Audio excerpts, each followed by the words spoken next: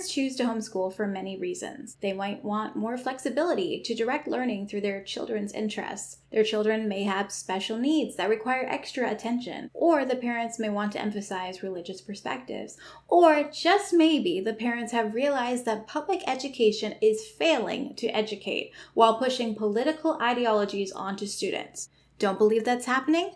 Today's news might change your mind.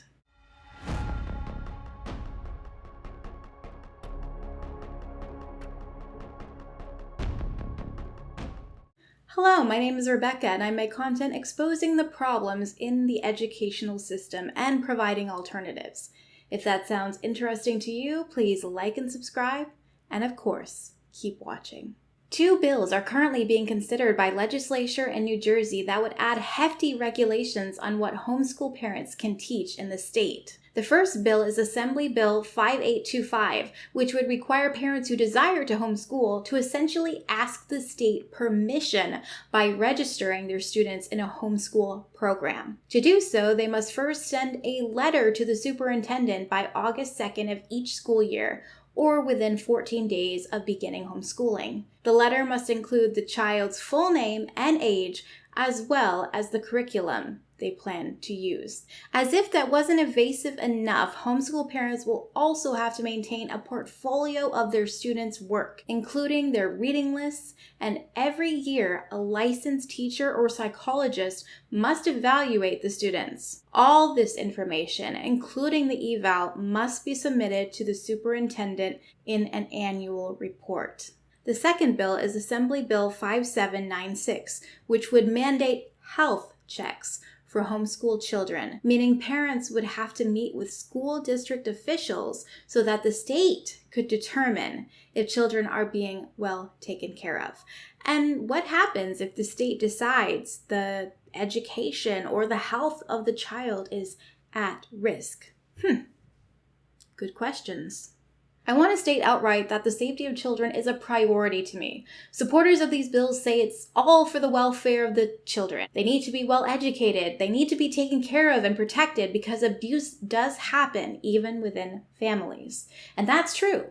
But it happens within public school families as well. In fact, it happens even within schools and is actually one of the reasons parents choose to educate at home, to prevent bullying and abuse. A U.S. Department of Education study found that there were over 13,000 incidents of sexual violence in K-12 schools in 2017 to 2018. That's a 43% increase from 2015 to 2016. Meanwhile, around that same time period, Roger Williams, not to be confused with the founder of Rhode Island, studied various data sources across a 10-year period and found that legally homeschooled students are 40% less likely to die by child abuse or neglect than the average student nationally. So to me, the possibility of the state potentially removing a homeschooled child from a bad situation and potentially improving that student's life through that action is beyond my barrier of belief.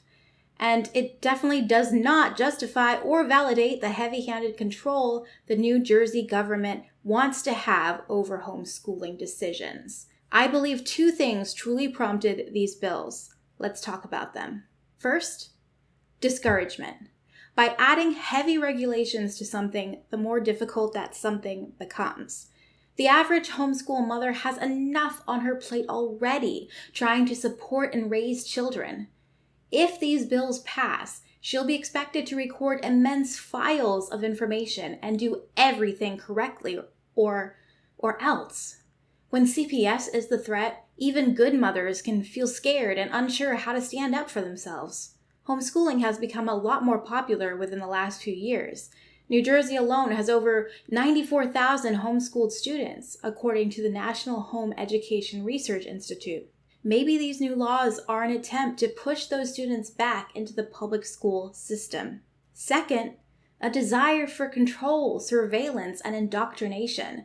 The state wants to know how many children are being educated outside their system.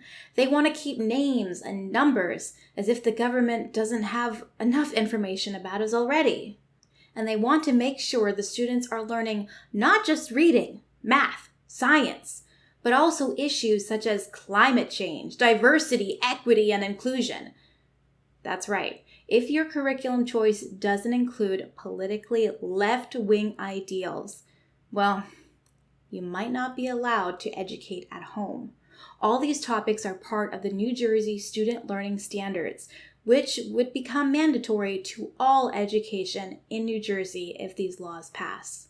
Remember my previous video, the part about education for social justice, Gen Z and activism and the like? You'll have to take a look after this video because it definitely corresponds.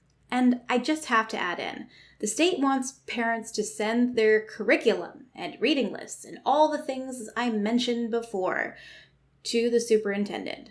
But New Jersey Public Schools would consider it an overstep for parents to require teachers to share all the topics they cover in the classroom.